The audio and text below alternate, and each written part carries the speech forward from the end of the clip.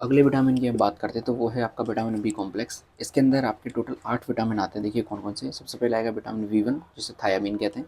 फिर बी 2 आएगा जिसे राइबोफ्लेविन कहते हैं। फिर बी 3 आएगा जिसे नियासिन कहते हैं। फिर बी 5 आएगा जिसे पेंटोथेनिक एसिड कहते हैं। फिर बी 6 आएगा जिसे पैराडॉक्सिन कहेंगे। फिर बी 7 आएगा जिसे बायोटीन कहेंगे। फिर बी 9 आएगा जिसे फॉलेट या फिर फॉलिक एसिड कहेंगे। और फिर आएगा विटामिन बी 12 जिसे कोबाल्मिन कहेंगे, ठीक है, या फिर कोबाल्टेट भी अपन इसे कह देते हैं। तो ऐसे करके टोटल आपके सामने 8 विटामिन आएंगे। इससे मिलके आपका क्या बनता है, विटामिन बी कॉम्प्लेक्स बनता है, ठीक है। और ये एक ऐसी विटामिन है जिनका ज़्यादातर जो मेजर रोल है आपका वो एंजाइम्स के सिक्रेशन में या फिर हमका एंजाइम के एक्टिवेशन में काम करते हैं, ठीक है। तो एक एक की हम बात करते हैं। सबसे पहले हम बात करें विटामिन बी 1 की, और जिसे अपन क्या कहते थे, थायामीन कह रहे थे, ठीक है। This vitamin was isolated from rice bran, यानी कि जो चावल की भूसी होती है इससे इसे आइसोलेटेड किया गया था। यदि हम इसके आइडेंटिफिकेशन स्ट्रक्चर की देखें या फिर सिंथेसिस इसे सबसे पहले किसने किया था, वो थे डॉक्टर आर विलियम्स, ठीक है। इन साइंटिस्ट ने सबसे पहले इसका स्ट्रक्चर देखा, इसको आइडेंटिफाई किया, देन इसका सिंथेसिस किया था, ठीक है।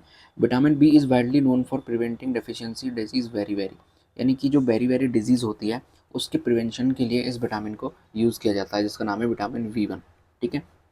ये आपको क्लियर हो गया यहाँ पर विटामिन बी 1 के बारे में। अब देखिए अपन इसका आरडीए देखें कि विटामिन बी का जो आरडीए है, ठीक है, यानी कि रिकमेंडेड डेली अलाउंसेस है, वो कितना है। तो रिक्वायरमेंट ऑफ विटामिन बी 1 यानी कि थायामीन का कितना बताया गया यहाँ पे। जो इन्फेंट है उसके अंदर 0.3 से 0.5 मिलीग्राम पर डे है। चिल्ड्रन के अंदर 0.7 से 1.2 मिलीग्राम पर डे है। और एडल्ट के अंदर 1.2 से 1.5 मिलीग्राम पर डे है। वहीं यदि अपन प्रेग्नेंट और लैक्टेटिंग वुमेन की बात करते हैं तो वो 1.3 से 1.5 मिलीग्राम पर डे है। यदि आईसीएमआर की बात करें तो उसने 1000 किलो कैलोरी के अंदर यदि हम बात करें कि कितना बताया है, जो अलाउंसेस है वो कितना डिसाइड किया गया है, तो एडल्ट की हम बात करते हैं जो 0.5 मिलीग्राम पर 100 किलो कैलोरी, ये किसके लिए बताया है, एडल्ट के लिए, ठीक है।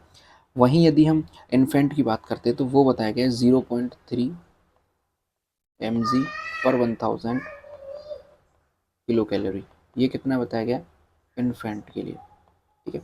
तो ये जो आपको यहाँ पे डेटा दिया गया है 0.3 और 1.2 से लेके 1.5, ये किस में है, 1000 किलो कैलोरी के अंदर ये बताया गया है, ठीक है।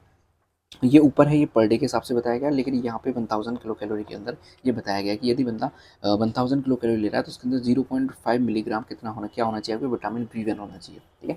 ये यहाँ पे आपको समझ में आ गया होगा। आगे देखिए हम इसकी बात करते हैं कि जो डाइटरी सोर्सेज हैं वो क्या क्या है विटामिन बी 1 के। तो सबसे पहले बात करते हैं कि जो रिचेस्ट सोर्स है इसका थायामीन का, वो है आपका क्या, यीस्ट, ठीक है। यीस्ट आपका रिचेस्ट सोर्स है विटामिन बी 1 का। इसके अलावा हम बात करें तो जो सीरियल्स होते हैं, जैसे कि आपका चावल हो गया, गेहूं हो गया, मिलेट्स हो गए, इनकी जो आउटर लेयर्स होती है जिसमें भूसी कहते हैं अपन, ठीक है, उनके अंदर भी बहुत ज़्यादा मात्रा में हमें विटामिन बी 1 देखने को मिलता है, ठीक है।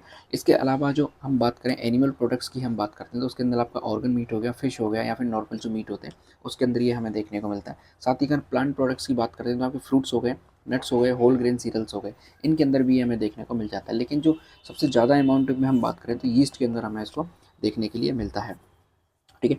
अगली हम बात करते हैं कि इसकी जो फ्रूट्स एंड वेजिटेबल्स होते हैं, ठीक है, वो इसके पूर सोर्स हैं, यानी कि इसके अंदर बहुत कम मात्रा में पाया जाता है, मिलता है लेकिन बहुत कम मात्रा में। और सबसे ज़्यादा मात्रा में इसके अंदर मिलता है यीस्ट के अंदर, ये हमें देखने को मिलता है। तो देखिए अब हम बात करेंगे फंक्शंस ऑफ विटामिन बी 1 के बारे में।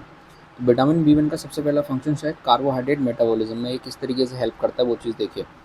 सबसे पहले जो विटामिन बी 1 है वो थायमिन पायरोफॉस्फेट के अंदर कन्वर्ट हो जाता है, जिसे शॉर्ट में कहते हैं टीपीपी, ठीक है। विटामिन बी 1 किसके अंदर कन्वर्ट होगा, थायमिन पायरोफॉस्फेट के अंदर। और थायमिन पायरोफॉस्फेट क्या है, एक तरीके का कोएंजाइम है, ठीक है। टीपीपी क्या है, एक तरीके का कोएंजाइम है। और ये जो टीपीपी है ये क्रेब साइकिल के अंदर एंटर करेगा, जहाँ पे जाके आपका ग्लाइकोलाइसिस के बाद पायरुविक एसिड बनता है, देन पायरुविक एसिड आगे जाके क्रेब साइकिल के अंदर एंटर कर जाता है। तो उसमें ये टीपीपी क्या करता है, हेल्प करता है। अब जब ये क्रेब साइकिल के अंदर एंटर करेगा टीपीपी, तो वहाँ पे जाके ग्लूकोज का मेटाबॉलिज्म में हेल्प करेगा। देखिए किस तरीके से, सबसे पहले थायमिन के साथ क्या जुड़ेगा, एटीपी जुड़ेगा, देन क्या फॉर्म हो जाएगा, टीपीपी फॉर्म हो जाएगा, ठीक है। अब पायरुविक एसिड जो कि किससे बना है, पायरुविक एसिड जो कि ग्लाइकोलाइसिस का बाई प्रोडक्ट है। अब इसके साथ कौन जुड़ेगा, यहाँ पे टीपीपी जुड़ेगा, जो किसकी तरह काम करेगा, कोएंजाइम की तरह यहाँ पे काम करेगा। और अब ये यहाँ पर क्या बना लेगा, एसिटिल कोएंजाइम ए, ठीक है। और एसिटिल कोएंजाइम ए दोनों को लिंक करने वाली चीज़ होती है, जो कि ग्लाइकोलाइसिस और क्रेब साइकिल होता है उसको आपस में लिंक करती है, कौन, एसिटिल कोएंजाइम ए। तो इस तरीके से कार्बोहाइड्रेट मेटाबॉलिज्म में कौन हेल्प करता है, विटामिन बी 1 हेल्प करता है। एक बार इसको दोबारा समझिए, विटामिन V1 है यानी थायमिन है, वो एटीपी के साथ बाइंड अप होगा, ठीक है। एटीपी के साथ बाइंड अप होने के बाद किस में कन्वर्ट हो जाएगा, टीपीपी के अंदर, ठीक है, थायमिन पायरोफॉस्फेट। अब टीपीपी जो है वो पायरुविक एसिड के साथ बाइंड करेगा और क्या बना लेगा, एसिटिल कोएंजाइम भी बना लेगा। ये हम जब ग्लाइकोलाइसिस साइकिल पढ़ेंगे उसके अंदर मैं आपको बताऊंगा जो एसिटिल कोएंजाइम है वो किस तरीके से आपस में एक मिडिल प्रोडक्ट होता है क्रैब साइकिल और ग्लाइकोलाइसिस का, ठीक है। इसके बाद हम बात करते हैं ग्रोथ की, तो ग्रोथ में भी फंक्शन करता है विटामिन V1, ठीक है। कोई एसेंशियल है नॉर्मल ग्रोथ के लिए, यदि इसकी डेफिशिएंसी हो जाएगी तो जो हमारी ग्रोथ है वो ठीक प्रकार से नहीं होगी। इसके बाद आता है प्रॉपर हार्ट फंक्शनिंग, यानी जो हमारी हार्ट की प्रॉपर फंक्शनिंग होती है उसमें विटामिन B1 हेल्प करता है। तो ये कुछ फंक्शंस थे विटामिन B1 के। इसके बाद हम बात करते हैं एब्जॉर्प्शन एंड मेटाबॉलिज्म की। The maximum absorption of thiamine occurs in the part of small intestine, यानी कि जो इसका मैक्सिमम एब्जॉर्प्शन है वो कहाँ पे होता है, स्मॉल इंटेस्टाइन में होता है, जिसमें क्या है जेजुनम आता है और इलियम आता है। इन दो पार्ट्स के अंदर इसका जो मैक्सिमम एब्जॉर्प्शन है वो हो जाता है, ठीक है। दूसरी हम बात करते हैं कि किस प्रोसेस के द्वारा ये होता है, तो एक्टिव एब्जॉर्प्शन होता है सोडियम डिपेंडेंट एक्टिव मैकेनिज्म के द्वारा। तो एक्टिव मैकेनिज्म है तो सीधी सी बात है इसमें एनर्जी की जरूरत पड़ेगी, यानी एटीपी की यहाँ पर ज़रूरत पड़ेगी, और सोडियम डिपेंडेंट जो एक्टिव मैकेनिज्म होती है उसके द्वारा ये कंप्लीट होता है, ठीक है। आगे देखिए अपन B1 डेफिशिएंसी की बात करते हैं कि B1 डेफिशिएंसी से कौन कौन से कॉजेज़ या फिर जो डिजीज़ हैं वो हम हो सकते हैं। तो सबसे मेन होती है विटामिन B1 की डेफिशिएंसी से, वो डिजीज़ है वेरी वेरी, ठीक है। वो डिजीज़ कौन सी है आपकी, वेरी वेरी। वेरी वेरी के कुछ सिम्टम्स देखें हम तो edema develop on leg and face and trunk, ठीक है। इसके अलावा हम बात करते हैं tense and swollen calf muscles. इसके बाद इनलार्जमेंट ऑफ हार्ट, ये कुछ सिम्टम्स हैं किसके, वेरी वेरी के। इसके अलावा हम बात करते हैं कि नम्बनेस इन लेग्स, ठीक है, तो नम्बनेस और टिंगलिंग आ जाएगी लेग्स के ऊपर।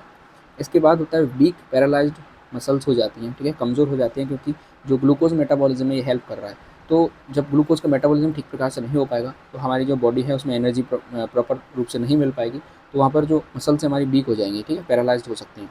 रैपिड हार्ट रेट, हार्ट की रेट है कभी डाउन हो जाएगी कभी अप हो जाएगी, तो वो रैपिडली चेंज होती रहती है। इसके बाद बात करते हैं loose of control of movements, ठीक है, जो मूवमेंट्स पे कंट्रोल है वो हमारा खोने लग जाएगा। इसके बाद जनरल मसल वीकनेस आ जाएगी, कन्फ्यूजन हो जाएगा, इमेंशिया हो जाएगा, जो कि एक किस तरीके का हम बात करें न्यूरिटिक सिम्टम्स हैं यहाँ पे, कन्फ्यूजन और इमेंशिया। इसके अलावा कॉग्निटिव डिक्लाइन भी हमें देखने को मिल सकता है। तो ये विटामिन B1 की कुछ डेफिशिएंसी हैं जो हमें इस प्रकार से देखने को मिलती है।